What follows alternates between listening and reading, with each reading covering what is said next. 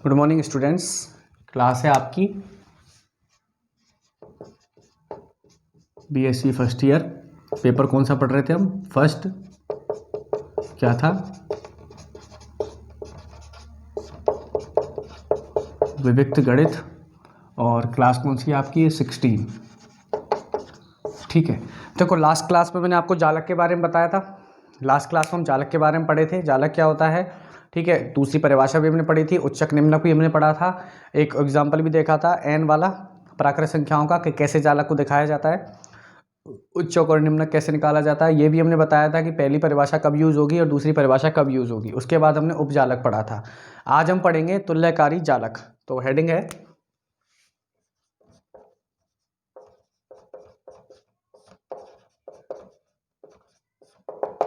तुल्यकारी जालक। इसको इंग्लिश में बोलते हैं आइसोमॉर्फिक लैटिस।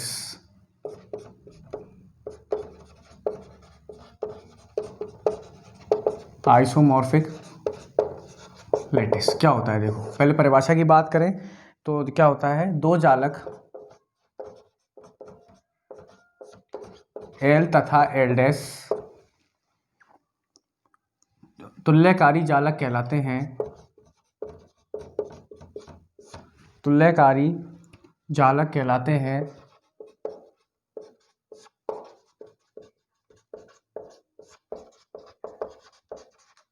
यदि फलन F L to L dash इस प्रकार है कि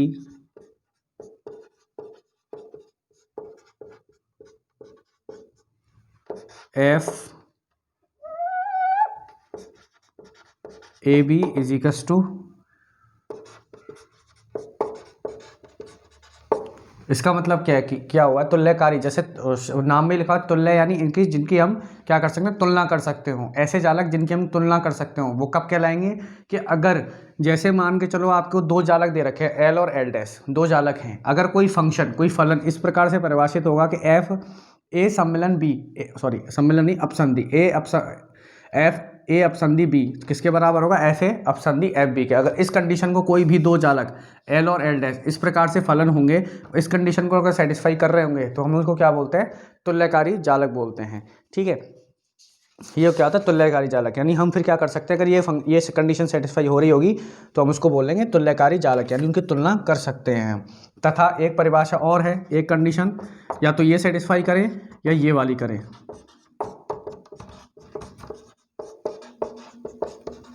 या ये वाली कंडीशन सेटिस्फाई करें। अगर इन दोनों कंडीशन को सेटिस्फाई कर रहे होंगे दोनों जालक, दो जालक दे रखा हो, कोई फलन इस प्रकार से हो कि इन दोनों कंडीशन को सेटिस्फाई कर रहा हो, तो हम उसको क्या बोलते हैं? तुल्यकारी जालक बोलते हैं। यानी उन जालक की क्या कर सकते हैं? हम तुलना कर सकते हैं। अगर इन कंडीशन को सेटिस्फाई नहीं करेंगे तो इन दोनों की क्या है? हम तुलना नहीं कर सकते। ठीक है, ये होता है तुल्यकारी जालक। अगली परिभाषा की बात करें, अब बात करेंगे परिबद्ध जालक। परिबद्ध जालक,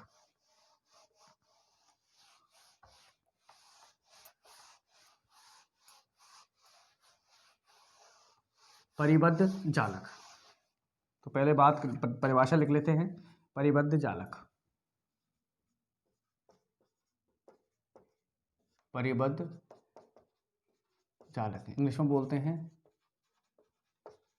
बाउंडेड लैटिस। क्या होता है? देखिए, एक जालक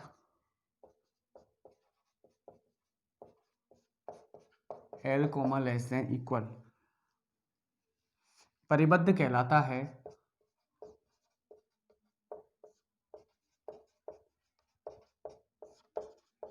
परिबद्ध कहलाता है यदि इसका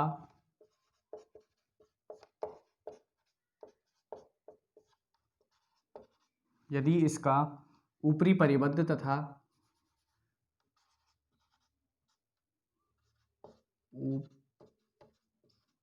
उपरिबद्ध तथा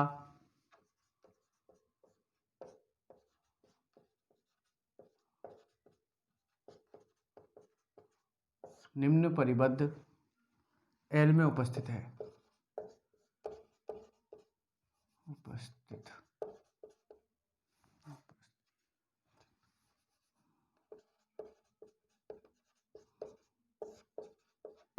ठीक है, देखो क्या होता है, सबसे पहले परिबद्ध को समझिए। परिबद्ध का मतलब क्या होता है? परिबद्ध का मतलब होता है कि किसी चीज़ को बांध देना, यानी एक छोर को दोनों छोर को किसी से बंधे हों, एक छोर और दूसरा छोर भी किसी से बंधा हो, तो इसका मतलब क्या हो गया, वो परिबद्ध हो गया हमारे पास। ठीक है, परिबद्ध का ये परिभाषा जो कह रहा है कि ये कह रहा है कि अगर आपके पास एक जालक परिबद्ध कहलाएगा, कब कहलाएगा, उसको ऊपरी परिबद्ध और निम्न परिबद्ध विद्यमान हो, और वो उस जालक में होना, उस समुच्चय में होना चाहिए, एल में होना चाहिए, उस समुच्चय में होना चाहिए। तो सबसे पहले बात आती है ऊपरी परिबद्ध की। ऊपरी परिबद्ध का मतलब ये होता है कि ऐसा अवयव जो सारे अवयव से छोटा हो। आपका अगर समुच्चय दे रखा है, अगर कोई भी ऐसा अवयव जो सारे अवयव से बड़ा हो, सारे अवयवों से क्या हो, बड़ा हो, वो क्या कहलाता है, उसका ऊपरी परिबद्ध कहलाता है। और निम्न परिबद्ध का मतलब होता है कि ऐसा अवयव जो सारे अवयव से क्या हो, छोटा हो, सबसे छोटा हो, वो क्या कहलाता है, निम्न परिबद्ध कहलाता है। पहले उदाहरण देखते हैं। जैसे आपको कोई समुच्चय दे रखा है एस, मान के चलो एस दे रखा है, ये अवयव है 1 2 3 4 5। तो सबसे बड़ा अवयव कौन सा है इसमें, 5 है, क्योंकि क्यों है 5, क्योंकि इन सबसे बड़ा है। तो ये क्या कहलाएगा, इसका उपरिबद्ध कहलाएगा 5। और निम्न परिबद्ध क्या होता है कि सबसे छोटा, सबसे छोटा क्या है, 1 है, तो 1 क्या कहलाएगा, निम्न परिबद्ध कहलाएगा। क्यों, क्योंकि 1 से छोटा तो कोई अवयव ही नहीं है, सारे अवयवों से छोटा क्या है, 1 है, तो 1 क्या कहलाएगा, इसका निम्न परिबद्ध कहलाएगा। और सारे अवयवों में सबसे बड़ा क्या है, 5 है, तो ये क्या कहलाएगा, इसका ऊपरी परिबद्ध कहलाएगा, निम्न परिबद्ध। ये क्या है, 1 कहलाएगा। अब देखो 5 और 1, 5 और 1 दोनों क्या है, समुच्चय में है, तो इसका मतलब क्या कहलाएगा, ये परिबद्ध, और क्या कहलाएगा, परिबद्ध जालक कहलाएगा।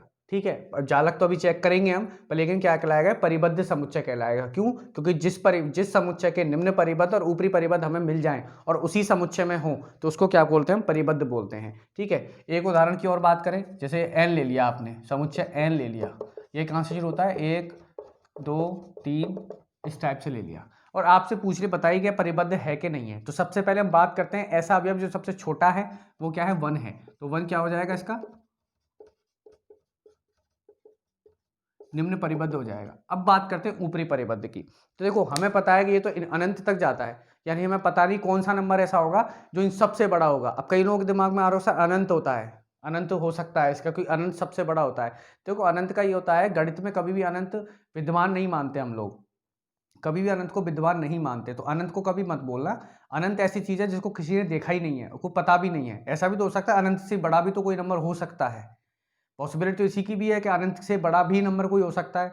तो इसलिए अनंत क्या होता है, गणित में कभी विद्यमान नहीं होता है। तो इसका क्या होगा, देखो यहाँ पे हमें निम्न परिबद्ध तो मिल गया, लेकिन ऊपरी परिबद्ध इसलिए नहीं मिल पा रहा है क्योंकि हमें ये नहीं पता लग रहा कि इसमें सबसे बड़ा अवयव कौन सा होगा। तो इसका मतलब क्या होगा, ऊपरी परिबद्ध का क्या लिखेंगे हम,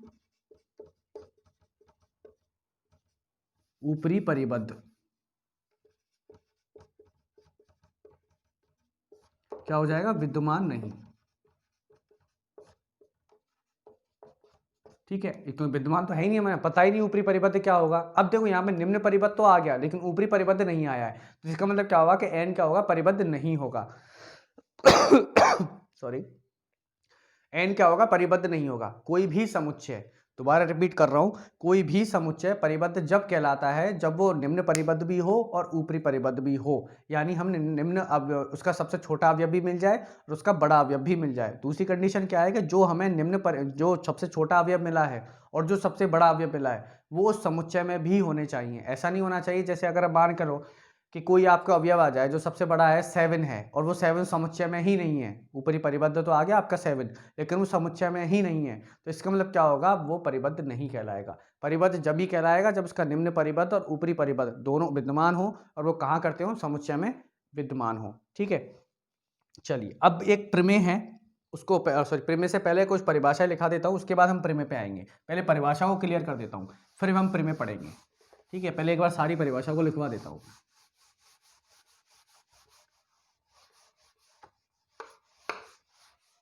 ठीक है, तो परिभाषा है द्वैतता तथा वर्गसम, द्वैतता तथा वर्गसम,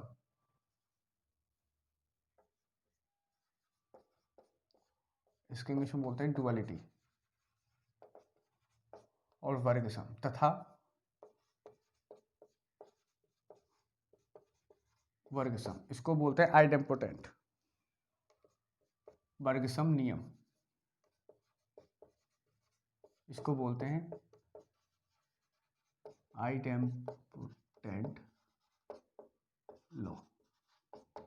क्या होता है देखो, द्वैतता और वर्गसम नियम। लिखो परिभाषा लिखते हैं। माना एल एक जालक है तब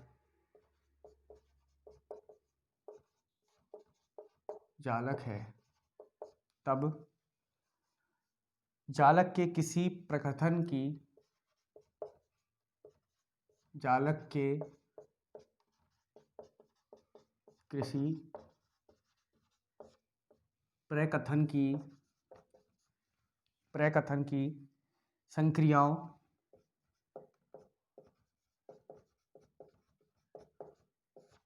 की संक्रियाओं अपसंधि एवं सम्मिलन के विनिमय द्वारा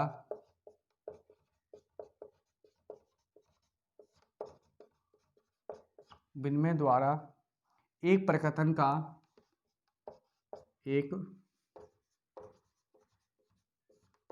का द्वैत प्राप्त होता है। यानी ए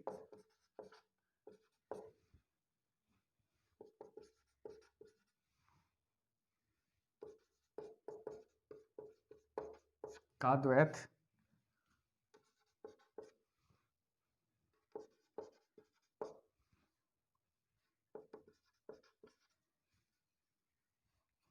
ठीक है। इसका मतलब क्या हुआ कि आपके पास कोई जालक दे रखा है इस टाइप का, तो जालक के किसी प्रकथन की संक्रियाओं के विनिमय द्वारा एक प्रकथन का द्वैत प्राप्त होता है।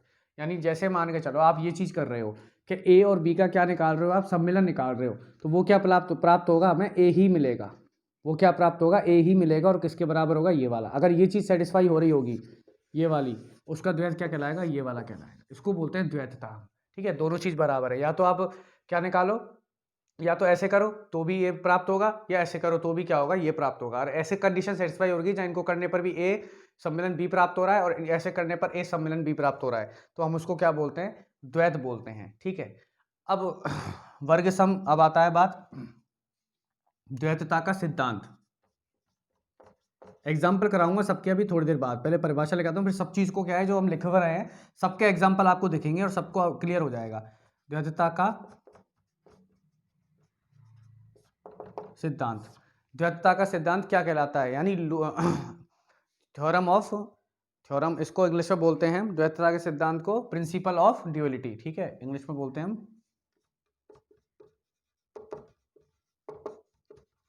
Principle of duality. क्या होता है देखो,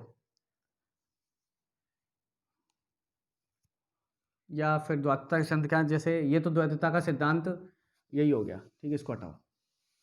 ये जो नियम आया इसको क्या बोलते हैं, इसको द्वैतता का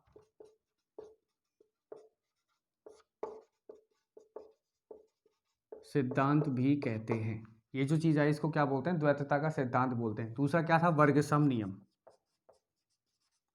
वर्गसम नियम ये क्या होता है, इसको लिखवाई दें इंग्लिश में। पहला ये कहलाता है, इसका लिखते हैं हम, पहला होता है कि या तो आप ए सम्मिलन ए निकालो, बराबर किसके आएगा, ए के आएगा, या आप ए अपसंधि ए निकालो, वो भी क्या होगा, ए होगा। यानी अगर किसी अवयव के दोनों समान अवयवों की आप अपसंधि निकालो या सम्मिलन निकालो, दोनों क्या आएंगे, वही आएंगे, ए और ए। अब ए कुछ भी हो सकता है, यहाँ पे कोई भी अवयव हो सकता है। इसका मतलब ये हुआ कि अगर दो समान अवयवों की आप अपसंधि निकालो या क्या निकालो अपसंधि निकालो या आप सम्मिलन निकालो, तो वही अवयव प्राप्त होता है। तो उसको क्या बोलते हैं हम, वर्गसम नियम बोलते हैं। ये नियम बहुत इंपॉर्टेंट है, इसको याद रखना। अब आप देखोगे अगली जब हम प्रमेय करेंगे तो उसमें ये नियम बहुत काम आएगा। ठीक है, तो अब बात करते हैं हम प्रमेय की। अब बात करते हैं हम प्रमेय की। प्रमेय कैसे आती है देखो,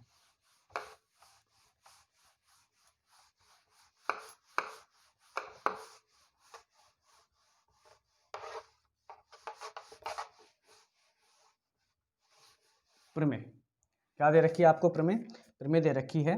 प्रमेय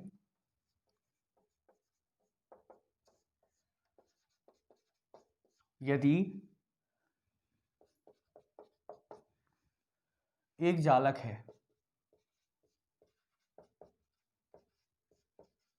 जालक है और द्विआधारी संक्रियाएं और द्विआधारी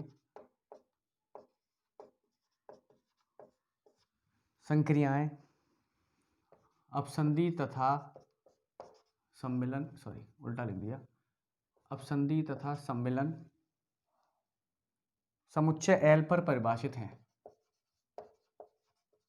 समुच्चय L पर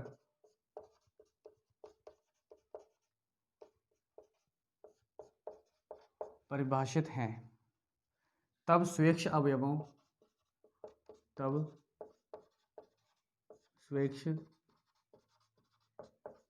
अवयवों A B C D belongs to L के लिए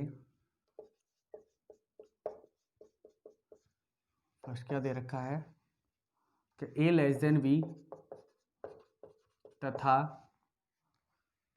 C less than equal to D किसके बराबर होगा? A C less than B D। ये सिद्ध करके लेके आना है मेरे को कि अगर A B से छोटा है और C 6 से छोटा है तो A और C का जो अपसंधि होगी वो क्या होगी? B और D के अपसंधि से छोटी होगी। ये सिद्ध करना है, तो सिद्ध करते हैं हम। देखो कैसे करेंगे। देखो अब ये हमें पता है पहला कि A लेस देन B दे रखा है। दिया क्या हुआ है? सबसे पहले जो दिया हुआ था प्रमेय में मैंने बताया था, प्रमेय कैसे सिद्ध करते हैं? जो दिया हुआ है पहले उसको लिखो। तो क्या लिखेंगे? दिया हुआ है A less than equal to C तथा B less than equal to D, ये दे रखा है। ठीक है, अब चूंकि अब देखो अगर मैं A और C का इंटरसेक्शन यानी सर्वनिष्ठ निकालू, एक तरह से सर्वनिष्ठ बोल सकता हूं इसको, तो वो किससे छोटा होगा? A से छोटा होगा। ठीक है, A से छोटा होगा और A सर्वनिष्ठ C, ये यानी अगर मैं A और C का क्या निकालूं? अपसंधि निकालूं यानी सर्वनिष्ठ निकालूं, या तो वो A से छोटा होगा या C से छोटा होगा, यही पॉसिबिलिटी है, इसके ज्यादा कुछ है नहीं। या तो A से छोटा होगा या C से छोटा होगा। ठीक है, ये निकाल लिया आपने। अब क्या होगा? देखो अब हमें पता ये है। ठीक है, अब ये चीज दे रखी है तो देखो तो क्या हो जाएगा? देखो A सर्वनिष्ठ C करने पर माना A आ रहा है, A सर्वनिष्ठ C निकालने पर A से छोटा आ रहा है, तथा क्या दे रखा है कि B लेस देन D है, ये भी दे रखा है। B sorry A less then क्या है? B है। एक तो ये चीज आई हमारे पास, यहाँ से क्या जाएगा? एक ये चीज दे रखी है। ठीक है, यहाँ से क्या इंप्लाइज होगा कि A सर्वनिष्ठ C less than equal to A। कैसे आया? देखो हमारे पास दो केस बनते हैं यहाँ से, A लेस देन C और B लेस देन D। तो इसका मतलब क्या होगा कि A और C का सर्वनिष्ठ या तो A से छोटा होगा या C से छोटा होगा। तो पहले इस केस को ले लिया मैंने। अगर मान के चलो A और C का अपसंधि निकालने पर A से छोटा हो रखा है और हमें दे क्या रखा है? A लेस देन B दे रखा है। तो इसका मतलब क्या होगा कि A और C किससे छोटा हो जाएगा? अगर ये इससे छोटा है, AC इससे छोटा है और A इससे छोटा है, तो ये क्या हो जाएगा? ये A से छोटा हो जाएगा। दूसरा क्या केस ले लिया मैंने कि अगर AC लेस देन क्या दे रखा है? C दे रखा है, तथा A लेस देन B है और क्या दे रखा है? C लेस देन D दे रखा है, C लेस देन D दे रखा है। तो इसका मतलब क्या हो जाएगा हमारे पास कि A सर्वनिष्ठ C किससे लेस देन हो जाएगा? D से हो जाएगा मेरे पास, सॉरी B आएगा यहाँ पे। ठीक है, क्योंकि B दे रखा है ना यहाँ पे, तो A लेस देन से किससे हो जाएगा? B से हो जाएगा। पुनः क्या होगा कि AC लेस देन है B से तथा AC लेस देन है D से। तो इनका सर्वनिष्ठ निकालूं मैं। सर्वनिष्ठ क्या आएगा मेरे पास? सर्वनिष्ठ क्या आएगा मेरे पास? मैंने कहा तथा को क्या लिखते हैं? सर्वनिष्ठ होता तथा, यानी A इससे भी छोटा है और इससे भी छोटा। तो यहाँ से क्या कह सकता हूँ मैं कि A लेस देन C सर्वनिष्ठ लेस देन किससे होगा? ये B और D से, B सर्वनिष्ठ D से। और यही चीज़ सिद्ध करनी थी मेरे को, यही क्या करनी थी? सिद्ध करनी थी। तो इस तरीके से क्या हो गया हमारे पास? इन चालकों का सिद्ध करना आ गया हमारे पास। दोबारा रिपीट करता हूँ, ये चीज़ दे रखी थी, ये सिद्ध करते हमें पता है कि दिया हुआ है ये वाला है। अगर मैं अब मेरे पास पॉसिबिलिटी क्या है कि अगर मैं A और C, इस चीज़ को दिखाना था मेरे को, यानी इस चीज़ को लेके चला मैं, इसको इससे छोटा देखा रहा तो ये चीज़ लेके चला। अब मैं बताइए ये चीज़ या तो A से छोटी होगी या C से छोटी होगी। ठीक है, अगर A से छोटी हुई ये चीज़ तो पहला ये केस बनता है, एक केस ये बनता है, एक केस ये बनता है। पहले केस को लिया मैंने, ए सी ए से छोटा होगा और दे क्या रखा, ए लेस देन बी। तो इसका मतलब क्या हो जाएगा कि ए सी ए से छोटा है और ए एस से छोटा है, तो ए सी किससे छोटा हो जाएगा, बी से छोटा हो जाएगा। अब दूसरा केस लिया मैंने, ए सी किससे छोटा है, सी से, और दे क्या रखा है, सी किससे छोटा है, डी से। तो क्या हो जाएगा, ए सी से छोटा है और ये डी से छोटा है, तो ये किससे हो जाएगा, डी से छोटा हो जाएगा। तो यहाँ से क्या निकल के आएगा कि ए सी बी से भी छोटा है तथा ए सी डी से भी छोटा है, तो दोनों के सरवृत्त से भी छोटा होगा, यानी ए सी किससे छोटा होगा, बी और डी के सरवृत्त से क्या होगा, ऑप्शन डी से क्या होगा, छोटा होगा। ये हमारे पास क्या होता है, जालक की एक प्रमेय सिद्ध करना होती है। ठीक है, इस प्रमेय को आप देखना, कल एक बहुत इंपॉर्टेंट प्रमेय करवाऊंगा नेक्स्ट क्लास में। ठीक है, इसको समझ लेना, अगर ये समझ में आएगी तो ही हम अगली वाली जो प्रमेय है वो समझ में आएगी, अगर ये समझ में नहीं आई तो वो भी समझ में नहीं आएगी। तो एक बार डेफिनेशंस पढ़ लेना, परिभाषाएं पढ़ लेना, उसके बाद इसको समझने के करके देखना खुद से। ठीक है, तो आज की क्लास में यही खत्म करता हूँ अपन कंटिन्यू करेंगे नेक्स्ट क्लास में। Thank you.